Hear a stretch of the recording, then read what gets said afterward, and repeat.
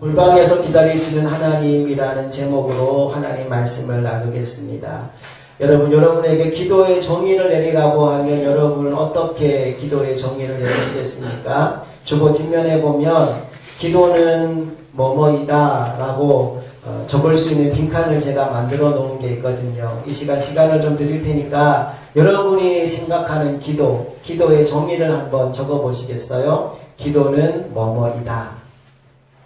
많은 사람들이 기도 그러면 어떤 생각을 하느냐 하면 여러분도 아마 이런 답을 적은 분이 계실 것 같아요. 내가 필요한 걸 하나님께 구해서 얻는 거. 예수님도 구하라 얻을 것이요 찾으라 두드리라 말씀하셨으니까 내게 필요한 걸 하나님께 구해서 얻는 게 기도다라고 생각하는 사람들이 꽤 많습니다. 틀린 답은 아닌데 이런 생각에는 사실 약간의 문제가 있어요. 어떤 문제냐 하면 필요한 게 없어지면 기도도 안 한다는 거죠. 내가 필요한 게 있을 때 하나님께 구하는 게 기도라면 필요한 게 없는 사람은 기도를 해요, 안 해요? 기도를 안 하게 된다는 문제가 생겨요. 예를 들어서 얼마 전에 수능 시험이 끝났는데 수능을 앞두고 있을 때 고3 학부모님들 믿음 있는 분들 열심히 기도했을까요? 기도 안 했을까요? 열심히 기도해요. 새벽 예배도 나오고 안 하던 철야 기도도 하고 우리 아이 시험 잘 보게 해달라고 열심히 기도합니다. 근데 그 기도가 언제 끝나죠? 수능 시험 끝나는 날 그 기도도 끝나게 되더라고요. 사업을 하다가 또는 여러 가지 재정적인 문제, 금전적인 어려움을 당한 사람들 그리고 또 질병이나 사고 때문에 건강상의 문제를 만난 사람들도 열심히 기도합니다. 돈 때문에 기도하고요. 고쳐달라고 기도하고요. 문제 해결해달라고 기도합니다. 그런데 좋은 방향이든 나쁜 방향이든 그 문제가 해결되고 나면 기도도 끝나버려요. 문제가 사라지면 기도도 끝나는 이런 현상이 기도에 대한 정의를 구하여 얻는 것이라고 내렸기 때문에 발생하는 것 같습니다. 기도가 뭘까? 감리교 창시자이신 존 웨슬레 목사님은 기도에 대해서 이렇게 정의를 내리셨어요. 기도는 뭐라고 적혀 있어요? 하나님과의 사귑이다. 은혜의 수단이라고 하는 제목의 설교 중에 이런 대목이 있습니다. 여러분 주보에도 제가 표지에 이 똑같은 내용을 올려놓았거든요. 스크린 보셔도 되고 주보 보셔도 되고 함께 읽어볼게요. 우리의 기도는 우리의 진심을 하나님 앞에 토로하는 것입니다. 그렇지 않은 기도는 모두 위선입니다. 그러므로 우리는 기도할 때 하나님과의 사귐을 유일한 목적으로 삼고 우리의 마음과 정성을 하나님께 모두 드려야 합니다. 요한 웨슬레가 말한 기도의 정의, 기도의 목적이 뭐냐 하면 하나님과 사귀는 것이 기도다라고 얘기를 했어요. 사귄다라는 말의 의미는 마음을 열고 인격적으로 교제한다는 겁니다. 그리고 누군가와 마음을 열고 인격적으로 사귀다 보면 교제하다 보면 어떤 결과물이 나오느냐? 서로가 닮게 돼요. 그걸 사자성어로 뭐라고 표현하죠? 이심전심, 일심동체라고 말합니다. 이심전심이 뭐예요? 네 마음이 내 마음이라는 거죠. 같은 마음을 품게 됩니다. 한 마음 한 뜻이 된다는 거예요. 사귐의 결과입니다. 유명한 기독교 작가인 C.S. 루이스라는 사람이 이런 말을 했어요. 하나님은 인간 안에 두 가지 가능성, 즉 동물적 차원으로 전락할 가능성과 하나님의 차원으로 솟아오를 가능성을 두셨다라고요.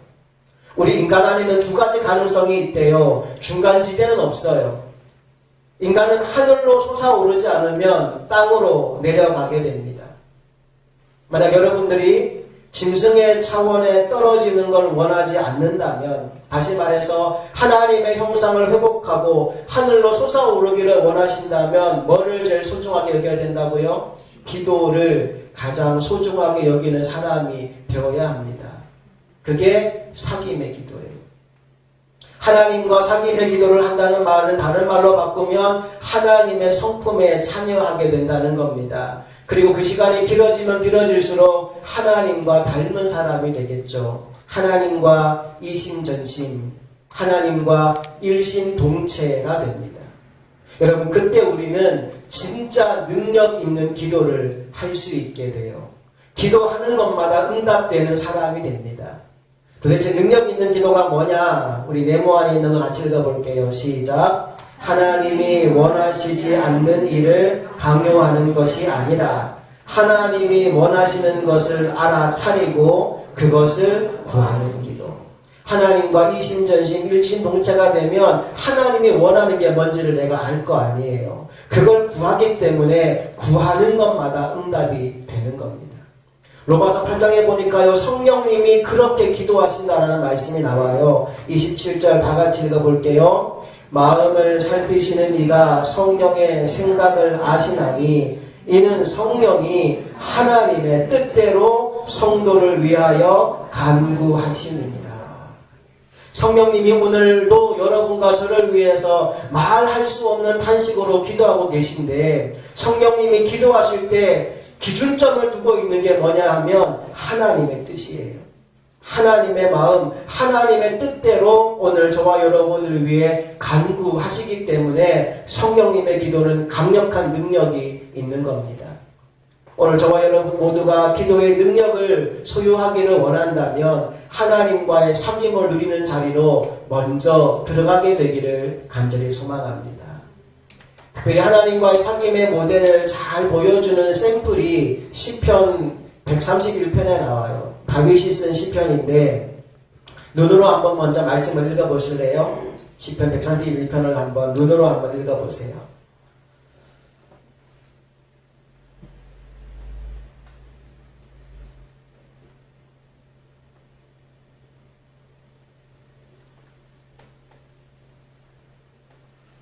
자, 이제 1절만 소리내서 같이 읽어볼게요. 시작. 여호와여, 내 마음이 교만하지 아니하고 내 눈이 오만하지 아니하오며 내가 큰 일과 감당하지 못할 놀라운 일을 하려고 힘쓰지 아니하나이다. 다윗이 왕의 자리에 올라간 사람이잖아요. 전에는 정말로 높아지려고 하고 뭔가 위대한 일을 하려고 하고 힘써서 뭔가를 하려고 했던 시간들이 있었는데 이제는 내가 더 이상 그렇게 하지 않겠다는 거예요. 뭐 대단한 일을 하겠다고 교만하게 또 내가 나서서 감당하지 못할 일을 하겠다고 막 애쓰고 힘쓰고 이렇게 하지 않겠다라고 얘기합니다. 그럼 뭘 할 거냐? 2절에 이렇게 이어져요. 읽어볼게요. 실로 내가 내 영혼으로 고요하고 평온하게 하기를 젖된 아이가 그의 어머니 품에 있음 같게 하였나니 내 영혼이 젖된 아이와 같도다. 다윗이 뭐라고 말하느냐 하면 지금 내 상태는 이 그림 같은 상태래요. 젖된 아이가 엄마 품에 안겨있는 것처럼 나는 그렇게 하나님 품 안에 고요히 안겨있는 것으로 만족하고 충분합니다 라는 이야기를 하고 있어요. 이런 고백을 하면서 자신만이 이것을 누리는 것이 아니라 모든 백성이 함께 이것을 누리기를 소망한다 라는 이야기를 3절에서 하고 있죠. 3절 읽어봅시다. 이스라엘아, 지금부터 영원까지 여호와를 바랄지어다. 다윗은 지금 오직 하나님께만 희망을 두고 그분과의 깊은 사귐 안에 거하고 있습니다. 마치 어린 아기가 엄마 품에 안겨 있듯이 하나님의 크고 넓은 품에 안겨 있는 거죠. 여러분, 오늘 여러분에게도 그런 은혜가 필요하지 않습니까? 그래서 오늘 우리가 붙들어야 되는 것이 본문에 나오는 골방 기도라는 겁니다. 특별히 오늘 본문을 보면 예수님 당시 유대인들의 잘못된 기도를 먼저 지적하시고 우리가 드려야 될 올바른 기도에 대한 교훈의 말씀을 주시고 있어요. 자, 유대인들의 잘못된 기도가 어떤 기도였느냐? 첫 번째 기도는 이런 거였어요. 그들이 하나님께 기도한다고 말은 하면서도 실상은 누구에게 기도했다고요? 사람에게 기도하고 있었다라는 겁니다. 6장 5절 말씀 같이 읽어봅시다. 시작. 또 너희는 기도할 때 외식하는 자와 같이 하지 말라. 그들은 사람에게 보이려고 회당과 큰 거리 어귀에 서서 기도하기를 좋아하느니라. 내가 진실로 너희에게 이르노니 그들은 자기 상을 이미 받았느니라. 저도 요새 기도할 때 그런 기억이 있어요. 교인들이 앉아 계시고 새벽기도 설교를 하고 뒤에서 이제 기도를 시작한단 말이에요.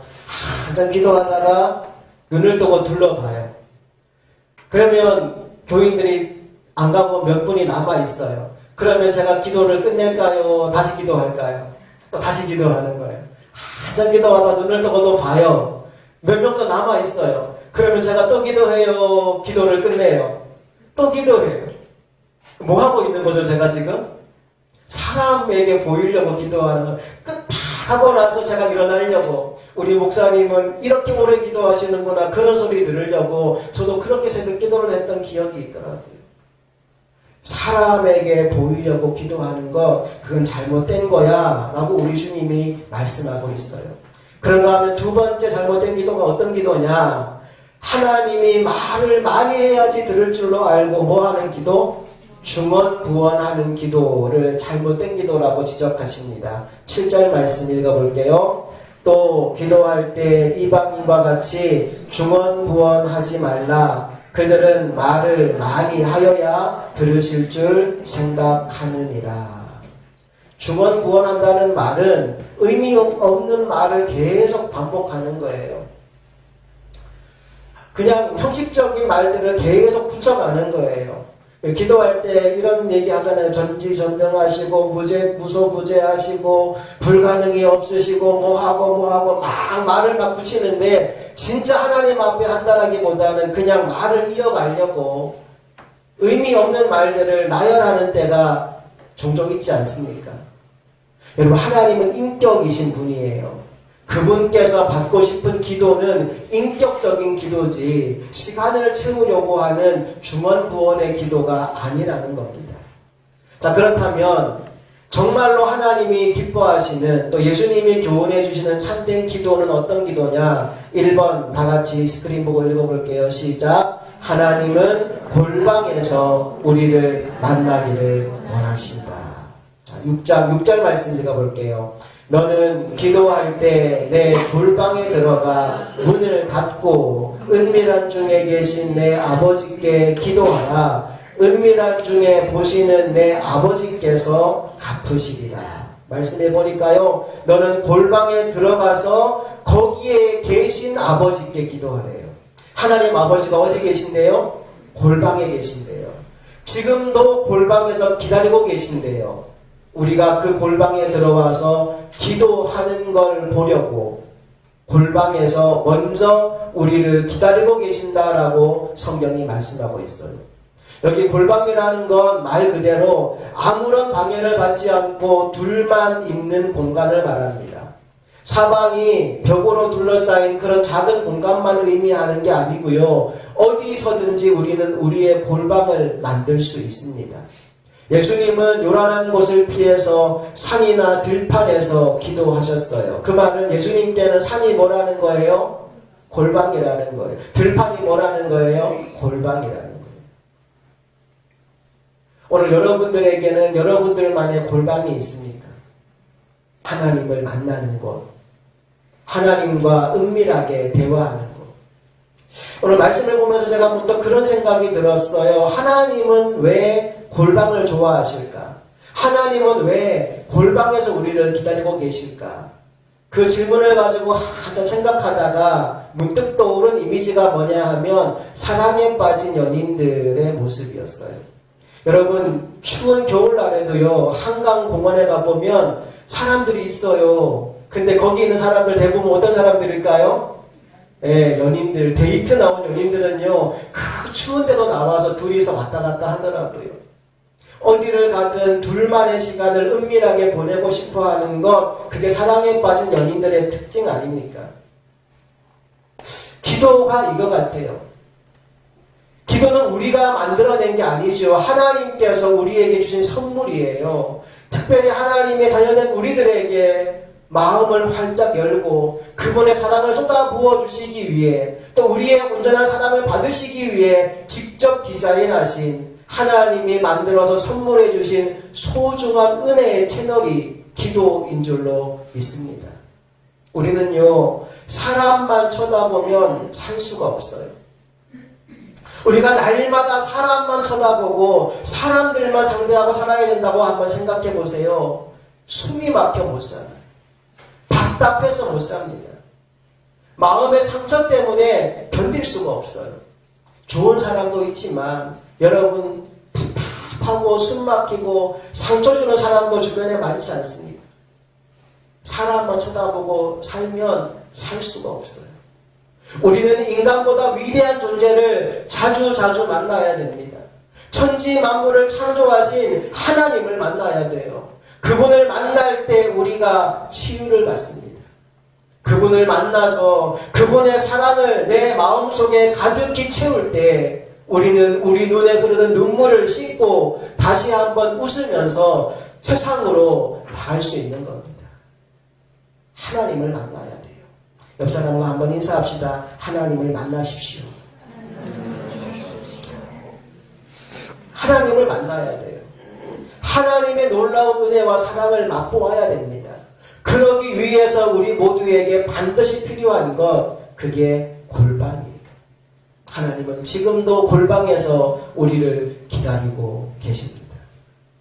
그런가 하면 두 번째 예수님이 교훈해 주신 참된 기도가 있는데 참 재미있는 표현을 하십니다. 2번 같이 읽어볼까요? 하나님은 다 알고 계시면서 우리에게 기도하라고 하십니다. 하나님 다 알고 계시면서 기도하라고 하신대요. 자, 8절 말씀 이렇게 적혀 있습니다. 읽어봅시다. 그러므로 그들을 본받지 말라. 구하기 전에 너희에게 있어야 할 것을 하나님 너희 아버지께서 아시느니라. 기도는 하나님이 모르기 때문에 하나님께 뭔가를 알려드리는 게 아니래요. 하나님 다 아신대요. 시편 139편 4절은 또 이렇게 나옵니다. 스크린 보고 읽어볼까요? 여호와여 내 혀의 말을 알지 못하시는 것이 하나도 없으시니. 하나님 다 아신대요. 내 생각까지 내가 무슨 말 할지 다 알고 계신대요. 그런데 우리에게 기도하라고 하신다는 겁니다. 한번 여러분 이상하지 않아요? 하나님 다 알고 계신데 굳이 기도해야 되는 이유가 뭘까? 다 아시는데 뭐하러 기도해야 되나? 그 생각이 드는 사람들이 분명히 있을 거예요. 그 이유를 얘기하라면 첫째 이것 때문에 그래요. 첫째 나가서 볼까요? 기도하지 않는 사람은 하나님의 은혜를 깨닫지 못한다. 그래서 하나님께 대한 감사가 없다. 무슨 얘기냐 하면요. 어떤 사람이 예를 들어서 뭔가를 일을 하려고 하는데 돈이 부족해요. 그래서 첫 번째 사람은 돈 꾸러 다녀요. 여기저기 전화하고 돈 빌려달라고 그러고 막 돈 꾸러 열심히 쫓아다닙니다. 은행도 다니고 대출도 받고 막 다녀요. 두 번째 사람은 그 문제 가지고 뭐 해요? 기도해요. 하나님 역사하여 주십시오. 하나님 이 반드시 하나님이 재정이 메꿔져야 됩니다. 기도해요.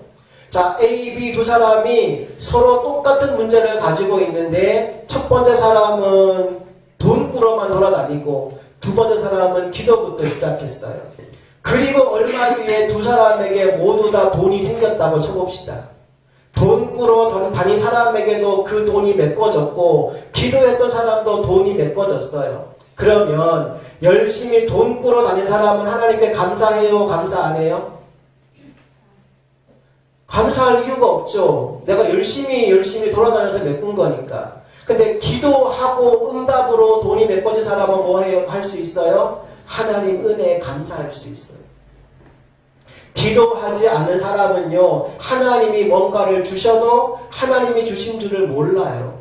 은혜를 깨닫지 못해요. 그래서 감사가 없습니다. 하나님 제일 좋아하는 게 뭐라 그랬어요? 감사하는 거. 그죠? 하나님 우리가 감사하는 걸 제일 좋아하신대요. 그래서 지난주 우리가 무슨 예배 드렸죠? 추수감사주일 예배 드렸잖아요. 하나님 감사하는 것을 너무너무 좋아하는데 인간적으로도 그렇지 않습니까? 여러분이 누군가에게 뭔가를 줬어요. 뭔가 은혜를 베풀었어요. 근데 그 사람이 그걸 받고 나서 한마디도 감사하다는 말을 안 해요. 그냥 입 싹 닫고 있어요. 그럼 여러분 기분 굉장히 좋아지시죠? 그 사람한테 계속 막 퍼주고 싶으시죠? 내가 뭔가 별거 아닌 거 줬는데 그 사람이 너무 크게 기뻐해요. 정말 이거 나한테 필요한 거였는데 너무너무 감사해요. 너무너무 좋아요. 막 기뻐해요. 그 사람한테 더 주고 싶어요? 다신 주기 싫어요? 예. 우리의 마음도 그렇다고요. 감사하는 사람에게 더 많은 거, 더 좋은 걸 주고 싶은 게 우리의 마음인데 하나님은 그렇지 않으시겠느냐는 거죠. 여러분이 기도함으로 하나님의 은혜를 깨닫고 날마다 감사하는 성도들 되시기를 주님 이름으로 축복합니다. 그런가 하면 두 번째 하나님이 기도하라고 하신 이유가 여기 있어요. 둘째 같이 읽어볼게요. 시작. 하나님은 우리가 그 문제를 붙들고 기도하는 동안 하나님의 마음과 뜻과 생각과 계획을 우리에게 공급해 주신다. 어떤 문제가 생겼을 때 우리가 그 문제를 붙들고 기도하죠. 하나님 이런 문제가 생겼어요. 이런 어려움이 생겼어요. 하나님 그걸 알아요? 몰라요? 아셔요. 알고 계셔요. 그 기도할 때 하나님이 우리에게 뭘 알려주시느냐 하면요. 그 문제를 통해서 하나님이 하고 싶어 하시는 하나님의 계획과 하나님의 뜻과 하나님의 마음을 우리에게 알려주시는 거예요.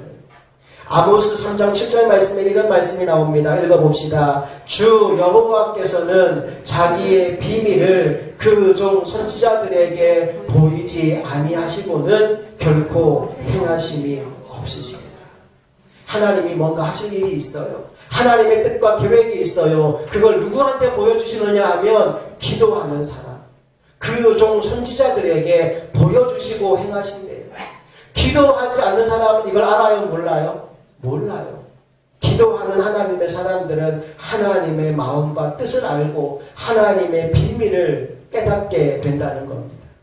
결국 기도는 우리가 하나님이 뭔가를 모르시기 때문에 뭔가를 알려주거나 혹은 하나님을 설득하기 위해 하는 것이 아니라 하나님의 마음과 뜻을 깨달아서 나 자신이 변화되기 위해 하는 것이 기도인 줄로 믿습니다. 정리해 볼까요? 하나님은 우리에게 기도에 대해 두 가지 교훈을 주셔요. 첫 번째, 어디에 들어가서 기도해라?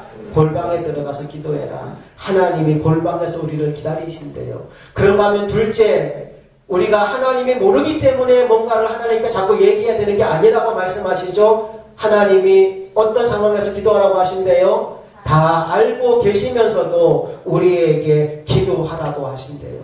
그렇게 기도할 때 우리의 잠들었던 영혼이, 죽었던 심령이 깨어나게 되는 줄로 믿습니다. 골방 기도는 우리의 영혼을 소생시켜 주시는 은혜의 셈입니다. 불가능한 것들을 가능하게 만들어주는 기적의 현장입니다. 골방 기도는 우리의 공허함을 하나님의 충만함으로 채우고 우리의 연약함을 하나님의 능력으로 대신하고 우리의 필요를 하나님의 성실하심을 통해 공급받게 되는 축복의 채널인 줄로 믿습니다. 나는 저와 여러분이 그 복을 놓치지 않고 살아가게 되기를 간절히 소망합니다.